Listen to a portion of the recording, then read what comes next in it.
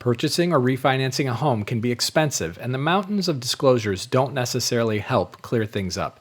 Here is a helpful breakdown. Closing costs fall into three main categories: fixed administrative fees, prepaid expenses, and costs related to the rate or loan product itself. Fixed administrative fees are associated with processing the loan. Some people call these junk fees, but really they are just how people and entities working in the transaction process get paid. Think of the underwriter, the notary, and the title escrow companies who handle the legal paperwork and accounting. Prepaid expenses are monies you will owe for daily interest, property taxes and insurance, and upfront mortgage insurance if your loan requires that. If you choose to pay these on your own, they will not normally be included in your closing costs, but if you want an escrow impound account, the account will have to be pre-funded at closing.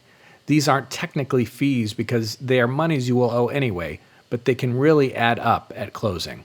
Finally, there are costs and/or credits for the rate you choose and how well qualified you are. A little education is in order because this confuses a lot of people.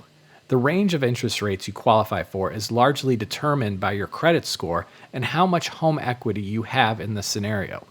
This range will show rates that are above the market average, at the market average, and below the market average. Naturally, most people would reflexively want the below the market average interest rate, but not so fast.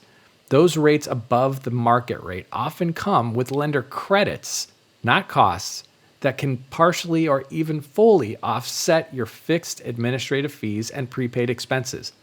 And conversely, the rates below the market rate actually cost money up front. You may hear these costs called discount points.